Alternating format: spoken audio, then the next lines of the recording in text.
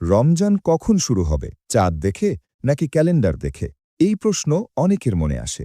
আজ রসূল সাল্লাল্লাহু আলাইহি ওয়াসাল্লামের সরাসরি নির্দেশ শুনে নিন, যা আমাদের রোজা ও ঈদের সঠিক নিয়ম শেখায়।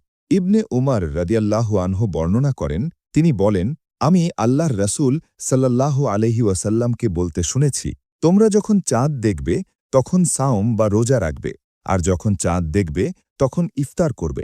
যদি আকাশ মেঘলা থাকে তাহলে ৩০ দিন পূর্ণ করবে। সাহিহ বুখারী হাদিস নাম্বার ১৯০০। এই হাদিস থেকে আমরা শিখি, রমজান শুরু ও শেষের মূল ভিত্তি হল চাঁদ দেখা। যদি আবহাওয়া খারাপ হয় বা চাঁদ দেখা না যায়, তাহলে মাসকে ৩০ দিন পূর্ণ করতে হবে। ইসলামের নিয়ম কত সহজ ও বাস্তবসম্মত, এটা আমাদের জন্য বড় শিক্ষা। ১ মিনিট ভাবুন, আমরা কি রমজানের নিয়মগুলো শুধু শুনি নাকি সত্যিই অনুসরণ করি? আজ থেকেই নিয়ত করুন, সুন্নাহ অনুযায়ী জীবন সাজাব।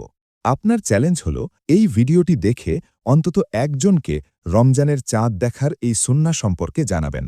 ভিডিওটি শেয়ার করুন আর কমেন্টে লিখুন, ইনশাআল্লাহ সুন্নাহ মেনে চলব। আর ইসলামিক সুন্দর কন্টেন্ট পেতে চ্যানেলটি ফলো বা সাবস্ক্রাইব করে পাশে থাকা বেল আইকনটি চাপতে ভুলবেন না। আল্লাহ আমাদের সবাইকে সুন্নাহ অনুযায়ী জীবন সাজানোর তৌফিক দেন। আমিন। আসসালামু আলাইকুম ওয়া রাহমাতুল্লাহ।